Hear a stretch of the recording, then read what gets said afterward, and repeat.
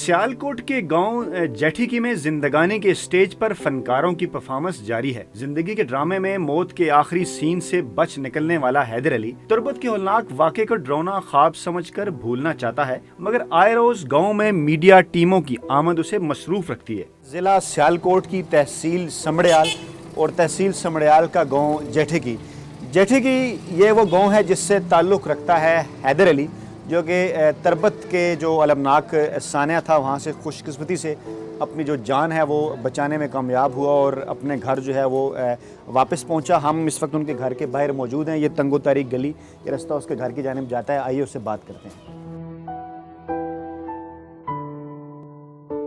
जी, ये हैदर अली का घर है, 2 कमरों पर मुश्तमिल, और उसके घर में इस वक्त हम जो है वो मौजूद हैं और हैदर अली और उनके अहले खाना जो हैं वो यहाँ बैठे हैं। उनसे बात करते हैं कि वो क्या मामला था, वो क्या वजूहत थी जिसकी बिना पर जो है वो हैदर अली ने घर छोड़ा। हैदर, तुसी ये दसो सानू कि की ऐसी वजह सी कि जिस दे बायस तुसी ये फैसला किया कि तुसी घरों जो है मतलब जाओगे और बाहर जिहड़ा तुसी जाना है, तुसी लोगों ते एतबार भी कर लेता है, केड़ी मजबूरी सी? एड्डी मजबूरी हुण बोरी सब्जी वेचदे ने, कदी दिहाड़ी लगदी है कदी नहीं लगदी, घर भी किराए ते किराया देना हुंदा, फिर नाल दा रोटी शोटी, फिर सारा कुछ नाल दा, बंदा की करे। फिर मजबूरी सी इस वास्ते गए सां, चलो छोटे छोटे भरा ने, मैं तो नहीं पढ़िया, चलो ऐ ते पढ़ जान, नाले इस वास्ते गए सां। अच्छा, तो ये जदों तुहाडे ज़हन च ख्याल आया तो फिर तुसी उस तो बाद की सोचा, राबता किवें होया, तुसी किन्ने बंदे सो, किन्ने कोई तुसी पैसे दिते, किस तरह तू निकले, जरा तफसील नाल दसो। 3 मुंडे सां, तिन्ना कट्ठियां राबता कीता, कट्ठे गए हैं पिंडों की नाल ही। तो मेरी गल होई सी कि नाल दा एजेंट नाल आंदा सी उत्थे जा के कमा के पैसे देने ने, मैं चलो थोड़े थोड़े उत्थे जा कमा के दे दांगे, नाल थोड़े थोड़े घर भेज दांगे। किस तरह तुहाडी गल होई सी एजेंट नाल, की नाम सी उहदा, किस तरह उहदा राबता किस तरह होया? आतर ना एजेंट दा, तो इत्थे आया सी पिंड ही आया सी, इत्थे ही गल होई सी। अच्छा, ते तुसी किन्ने बंदे सो जदों अख्तर नाल गल होई? 3। अच्छा, फिर उस तो बाद की होया? उस तो बाद फिर तुर गए हैं कि नाल दा। अच्छा, हां जी, मुंडे फिर असीं तिन्ने ही तुर गए हैं कि नाल दा। ते उत्थे जाके की होया जो तुसी कोयटा पहुंचे हो, कित्थे कित्थे रहे हो, फिर कित्थे जा रहे सो, थोड़ा जरा दसो। कोयटा गए हैं, कोयटे अग्गों की नाल दा पंजूर गए हैं, उत्थे मुंडे सारे इकट्ठे होए ने 30, उन्हां 2 डालियां च पाए ने, 2 डालियां च पा के लै गए ने ओह्, ते साडा डाला पिछे सी, उन्हां दा अग्गे सी, उन्हां दा डाला की नाल अग्गे सी, जान डे ने लै के, साडे डाले ने पता नहीं की होया, उन्हें खिलारिया, चेक करन लग पिया, इन्नी देर नूं फायरिंग दी आवाज़ आई, जिधर किसी नूं ला लब्भा दौड़। अच्छा, 2 डालियां दे विच तुसी 15 मुंडे सो, ते अग्गे वाला जेहड़ा डाला है उहदे ते फायरिंग हो गई, ते तुसी किस तरह बच गए? दौड़दा आई थी सारिਆਂ ने, साडा डाला पिछे ही काफ़ी, सारिਆਂ ने जिधर किसी नूं राह लब्भा उन्होंने दौड़दा आई थी, मैं ते गुजरान दे मुन्ने आए दौड़ते रहे हैं। फिर अग्गों चाल एक खोखा मिले, उन्हें दस्सिया साढ़े नाल यह गलबात हुई है, उन्हें फिर सानूं कि नाल दा पंजूरू टिकटां लै कीतियां ने कोयटे दियां, कोयटे आए हैं, अग्गों घर राबता कीता, अग्गों साढ़े पिंड दा उत्थे बंदा सी कोई, उन्हें फिर सानूं कि नाल दा कोयटे गुजरान दियां टिकटां लै कीतियां ते घर आ गए। अच्छा, हैदर अली, ये जिहड़ी सारी तुसी दास्तान सुनाई है, ये किन्ने दिनां ते मुश्तमिल है, कदों तुसी गए हो ते कदों तुसी वापस आए हो, टोटल सारे दिन किन्ने लगे ने इस सारे वाक़े च? 11-12 दिनों बाद आए हैं। अच्छा, तो 11-12 दिन कित्थे रहे हो? एं जी सफ़र च ही रहे हैं। अच्छा, आन जान।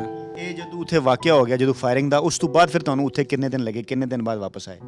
उत्थे फिर रात दौड़दे भी रेह्, दिन भी, फिर अग्गों जेह्ड़े बंदे नाल गलबात कीती उन्हें फिर ओह्दे कोल रेह् हैं, उन्हें फिर अग्गों की नाल दा सुबह आई है, सानूं की नाल दा उन्हें पंजूर टिकटां लै के दे दित्तियां ते असीं आ गए। अच्छा, तो ये दसो कि इस सारे वाक़े तो बाद भी तुसी कुछ सोचा कि किसी ते एतबार कर लेना चाहिए है, जाना चाहिए है, या बाहर जाने का कोई लीगल तरीका भी है, वो कम करना चाहिए, कोई तुहाडे ज़हन च ऐसा ख्याल आया? ख्याल है ये कोई भी ना जावे उधर, पूरी खाना अद्धी खा लो बेहतर है, इतने पाकिस्तान च मेहनत कर लो बेहतर है। हैदर अली का ये कहना है कि पाकिस्तान में आधी खा ले पूरी ना खाए, लेकिन यहीं जो है वो पाकिस्तान में रहे। उसके अहले खाना भी हैदर अली के हमारे साथ मौजूद हैं, वालिद हैं, मोहम्मद असलम जो है वो इनका नाम है, इनसे बात करते हैं। अस्सलाम वालेकुम असलम साहब। वालेकुम सलाम। की तुसी करदे हो ते किन्नी तुहाडी फैमिली है, बच्चे की कुछ करदे ने? ਮੇਰੀ ਫੈਮਿਲੀ ਅਸੀਂ 9 ਜੀਆਂ ਘਰ ਦੇ 5 ਪੁੱਤਰ ਨੇ 2 ਧੀਆਂ ਨੇ ਤੇ ਮਿਹਨਤ ਮਜ਼ਦੂਰੀ ਕਰਨੇ ਆ ਰੇਹੜੀ ਦਾ ਸਬਜ਼ੀ ਵੇਚਨੇ ਆ ਕਦੀ ਦਿਹਾੜੀ ਲੱਗ ਗਈ ਕਦੀ ਨਾ ਵੇਚ ਕੇ ਗਈ ਤੇ ਦਿਹਾੜੀ ਲੱਗ ਗਈ ਸਬਜ਼ੀ ਨਾ ਵਿਕੀ ਤੇ ਕੋਈ ਨਾ ਇਹ ਹੀ ਕੰਮ ਹੈ। ਬੱਚੇ ਨੂੰ ਬੜਾ ਮਨਾ ਕੀਤਾ ਸੀ ਨਹੀਂ ਜਾਣਾ ਉਹ ਵੀ ਘਰ ਦੇ ਹਾਲਾਤ ਵੇਖ ਕੇ ਤੇ ਉਹ ਫਿਰ ਉਹਨੇ ਕਦਮ ਉਠਾਇਆ। ਅੱਛਾ ਤੁਹਾਨੂੰ ਉਸ ਗੱਲ ਦਾ ਪਤਾ ਸੀ ਕਿ ਉਹ ਸੰਗੀਆਂ ਦੋਸਤਾਂ ਦੇ ਨਾਲ ਜਾ ਰਿਹਾ ਹੈ? ਹਾਂ ਅੱਛਾ ਕੀ ਕਿਹਾ ਫਿਰ ਤੁਸੀਂ ਉਹਨੂੰ? ਅਸਾਂ ਇਹਨੂੰ ਮਨਾ ਹੀ ਕੀਤਾ ਸੀ ਕਿ ਨਾ ਜੇ ਇਹ ਫਿਰ ਬਾਰੋਂ ਬਾਰ ਇਹਨਾਂ ਦੋਸਤਾਂ ਨੇ ਜਿਹੜਾ ਨਾ ਪਹੁੰਚੀ ਕੀਤੇ ਤੇ ਗਏ ਨੇ। ਅੱਛਾ ਇਹ ਹੁਣ ਤੁਸੀਂ ਦੱਸੋ ਕਿ ਜਿਸ ਟਾਈਮ ਤੁਹਾਨੂੰ ਟੀਵੀ ਦੇ ਜ਼ਰੀਏ ਅਖਬਾਰ ਦੇ ਜ਼ਰੀਏ ਪਤਾ ਚੱਲਿਆ ਕਿ ਉੱਥੇ ਫਾਇਰਿੰਗ ਹੋ ਗਈ ਔਰ ਜਾਨ ਚਲੀ ਗਈ ਤੇ ਪਹਿਲ ਤੁਹਾਨੂੰ ਕਿਸ ਤਰ੍ਹਾਂ ਮਿਲੀ ਇਤਲਾ ਔਰ ਕੀ ਤੁਹਾਡੇ ਜ਼ਿਹਨ 'ਚ ਖਿਆਲ ਆਇਆ? ਜ਼ਹਿਨ 'ਚ ਖਿਆਲ ਕਿ ਉਸ ਟਾਈਮ ਤੇ ਆਪਣੇ ਹੋਸ਼ਬਾਜ਼ੀ ਖੋ ਬੈਠੇ ਹਾਂ ਹਿਸਾਬ ਨਾਲ ਕਿ ਕੀ ਬਣੇਗਾ ਹੁਣ ਕੀ ਹੋਏਗਾ। ਦੂਜਾ ਇਹ ਗੱਲ है कि जिदा माजिद नाम है ना उसकी अम्मी को फ़ोन आया था जेंट का उसी वक्त आ गया था लेकिन हमको तो जब शामी रेडी लेके आया हूँ उस टाइम पता चला। उस टाइम भी उसने नहीं बताया। उधर से फ़ोन आया जो जिनके साथ बच्चे थे उन्होंने कहा भैया आपके बच्चे बिल्कुल सही सलामत है और महफूज हैं। तो हमने शुक्र किया कि शुक्र है ये अल्लाह कि हमारे बच्चे महफूज हैं। लेकिन इतना नहीं था कि असी बच्चे ਨੂੰ ਜਾ ਕੇ ਤੇ ਲੈ ਆਈਏ ਜਾਂ ਪਤਾ ਕਰ ਲਈਏ। ਉਸ 2-3 ਦਫਾ ਉਹਨੂੰ ਗੱਲ ਕਰਾਈ ਹੈ ਉਸ ਬੰਦੇ ਨੇ। ਅੱਛਾ ਤੁਸੀਂ ਇਹ ਮੈਨੂੰ ਦੱਸੋ ਕਿ ਤੁਸੀਂ ਕੁਝ ਪੈਗਾਮ ਦੇਣਾ ਚਾਹੋਗੇ ਹਕੂਮਤ ਨੂੰ? ਤੁਸੀਂ ਕੁਝ ਕਹੋਗੇ ਕਿ ਇਸ ਤਰ੍ਹਾਂ ਲੋਕੀ ਏਜੰਟਾਂ ਦਾ ਸ਼ਿਕਾਰ ਹੋ ਕੇ ਚਲੇ ਜਾਂਦੇ ਨੇ ਗੈਰ ਕਾਨੂੰਨੀ ਤਰੀਕੇ ਨਾਲ ਬਾਹਰ ਜਾਂਦੇ ਨੇ ਇਹਦੇ ਤੇ ਹਕੂਮਤ ਕੀ ਕਰ ਸਕਦੀ ਹੈ? ਹਕੂਮਤ ਨੂੰ ਪਾਬੰਦੀ ਲਾਉਣੀ ਚਾਹੀਦੀ ਹੈ ਕਿ ਇਹ ਕੰਮ ਨਾ ਕਰਨ ਏਜੰਟਾਂ ਦੇ ਕਿਉਂਕਿ ਇਹ ਤਾਂ ਸਬਜ਼ ਬਾਗ ਵਹਾਉਂਦੇ ਨੇ ਏਜੰਟ ਪੈਸੇ ਕਮਾਉਣ ਵਾਸਤੇ ਵਹਾਉਂਦੇ ਨੇ ਕਿ ਸਾਨੂੰ ਪੈਸਾ ਮਿਲੇ ਲੇਕਿਨ ਕੋਈ ਬੰਦਾ ਐਸਾ ਨਹੀਂ ਦੇ ਸਕਦਾ ਕਿ ਦੇ ਸਕਦਾ। ਇਹ ਤੇ ਪਾਬੰਦੀ ਲੱਗਣੀ ਚਾਹੀਦੀ ਹੈ ਕਿ ਇਹ ਕੰਮ ਨਾ ਹੀ ਹੋਵੇ। ਸਾਡੇ ਪਾਕਿस्तानी मुसलमान लोग ना ही वालिद साहब की आपने गुफ्तगू सुनी। हमारे साथ जो है वो हैदर अली की वालदा भी जो है वो मौजूद हैं। वालदा से भी हम थोड़ी सी बात करते हैं। अस्सलाम वालेकुम जी। ਵਾਲੇਕੁਮ ਸਲਾਮ। ਅੱਛਾ ਇਹ ਤੁਸੀਂ ਦੱਸੋ ਕਿ ਮਾਂ ਦਾ ਜਿਹੜਾ ਰਿਸ਼ਤਾ ਹੈ ਉਹਦਾ ਕੋਈ ਜੋੜ ਨਹੀਂ ਉਹਦਾ ਕੋਈ ਨਮਲ ਬਦਲ ਨਹੀਂ ਹੈ ਤੇ ਤੁਸੀਂ ਇਹ ਦੱਸੋ ਕਿ ਤੁਹਾਡੇ ਜੀ ਨੇ ਤੁਹਾਡੇ ਦਿਲ ਨੇ ਕਿਸ ਤਰ੍ਹਾਂ ਇਹ ਗੱਲ ਬਰਦਾਸ਼ਤ ਕੀਤੀ ਕਿ हैदर अली ਜਿਹੜਾ ਇੱਥੋਂ ਚਲਾ ਜਾਵੇ? ਮਾਂ ਕੋਈ ਨਹੀਂ ਅਸੀਂ ਚਾਹੁੰਦੀ ਇਹ ਬੱਚਾ ਬਾਹਰ ਜਾਏ ਇਸ ਤਰ੍ਹਾਂ ਜਾਏ। बेटा ठहर जाओ मैं देती हूँ पैसे। ਫਿਰ ਤੁਹਾਡੇ ਜ਼ਿਹਨ 'ਚ ਕਿਸ ਤਰ੍ਹਾਂ ਇਹਨੇ ਤੁਹਾਡੇ ਕੋਲ ਇਜਾਜ਼ਤ ਮੰਗੀ? इन्हें इजाज़त मंगी है फिर मैं इन्हें क्या खुशी ना प्यार देंगी तां भी चला जाएगा ना देंगी तां भी असी जाना है। इसे किन्ना कुदर मजबूर दे हालात असी कटांगे बाहर जावांगे तो चलो असी कुछ इन्हां दा खाण पीण ला पांगे। इत्थे पाकिस्तान च कदी दिहाड़ी लगदी कदी नहीं लगदी। जेह्ड़े बच्चे पढ़े ने उन्हां नूं तां फैक्ट्री रखदे ने जेह्ड़े बच्चे नहीं ना पढ़े उन्हां नूं फैक्ट्री वाले भी नहीं इत्थे रखदे आंदे ने 12 पढ़े हो गए ते रखांगे। जेह्ड़े फिर बच्चे मजदूरदार ने फिर इन्हां की करना पाकिस्तान च? ये फिर बच्चे आप ही खुद सोच के फ़ैसला लेंदे ने। मेरी तो सब माओ से अपील है कोई बच्चों को ऐसे ना भेजें। जो बच्चे बच्चों से भी अपील है पाकिस्तान पूरे बच्चों से वो अपनी माओ का ऐसा दुख ना दिखाएं। जो माजिद दुनिया से चला गया है अबू बकर वो भी इसके 200 से आज उनका गम लेके मैं खुद रो रही हूँ। हमारा पूरा गांव रो रहा है इस बात की गांव को खुशी भी है मुझे भी है पर उन बच्चों का गम मुझे दिखाई दे रहा है मुझे रोना आता है। मैं रात को सोती भी नहीं फिर नींद की गोली लेती हूँ फिर खाती हूँ फिर सोती हूँ नींद नहीं आती इस परेशानी से। अच्छा ये आप बताएं कि ये जो 11 दिन इसने आपके बगैर गुजारे आप का इस दौरान इससे जो है वो रब्ता नहीं था जब पहली दफ़ा आपको जब ये सारी चीज़ें पता चली तो कैसे फिर रब्ता कैसे आपका हुआ उस वक्त आपके क्या जज्बात थे? ਜਦੋਂ ਇਹਦਾ ਫੋਨ ਆਇਆ ਸੀ ਨਾ ਮੈਂ ਜ਼ਿੰਦਾ ਵਾਂ ਕਿਸੇ ਦੇ ਕੋਲ ਹਾਂ ਉਦੋਂ ਮੈਂ ਅੱਲਾ ਅੱਗੇ ਬੜੀਆਂ ਦੁਆਵਾਂ ਮੰਗੀਆਂ। ਪਹਿਲੇ भी माँ हर माँ दुआ मांगती है हर बेटे वास्ते भी। मैंने पूरी माँ के बेटों के लिए दुआ मांगी मसले पे ना उठी रो रो के अपने खुदा से इल्तिजा की अल्लाह जो मेरा बेटा किसी से बच गया है खुदा करे वो कोई फरिश्ता ही होवे जिसके हाथ में है अल्लाह से वापस ला दे मेरे सामने आ जाए। कुछ उस इलाके के हालात मुझे आके बताएगा मैं कैसे बचाऊं। इसी तरफ मैं तड़पती रही रोती रही अल्लाह से इल्तिजा करती रही अल्लाह मेरा बेटा मुझे मिला दे। तो सब माओ से अपील है वो ऐसे ना जाए। शहबाज शरीफ से मेरी अपील है वो बच्चों को पाकिस्तान में रोज़गार दे। जो बच्चे ऐसे जलील गुर्बत गरीबी से बाहर जाते वो कभी ऐसा ना जाएं उनकी मदद करे। वो बाई एयर जाएँ वो बाई एयर से अपनी मामों से मिले और जाएँ घर से। भाई आपका शुक्रिया आप हमारे पाकिस्तान हमारे बच्चों की हिफाजत के लिए हैं अल्लाह आपको सलामती दे। माँ तो दुआ देती है पूरे पाकिस्तान को कोई पाकिस्तान का बच्चा ऐसा ना हो।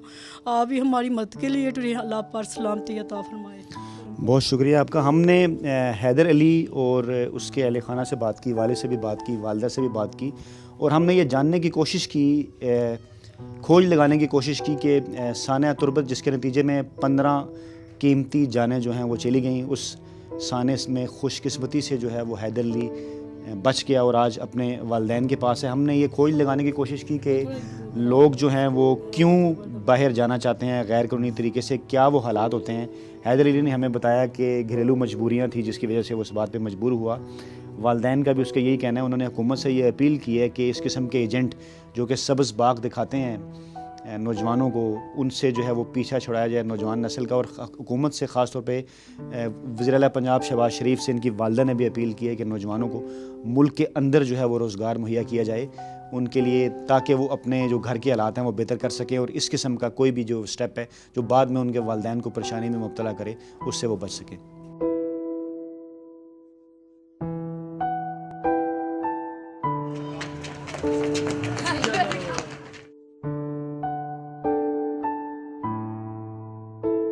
गरीब घराने से ताल्लुक रखने वाला हैदर अली इस उम्मीद के साथ बाहर जाना चाहता था कि वो अपना और अपने खानदान का मुस्तकबिल बेहतर बना सकेगा। मुल्क की सरहद पार करने की कोशिश में मौत की सरहद से वापस लौटने वाला ये नौजवान अब अपने गांव में ही घर वालों की रोजी रोटी ढूंढता है।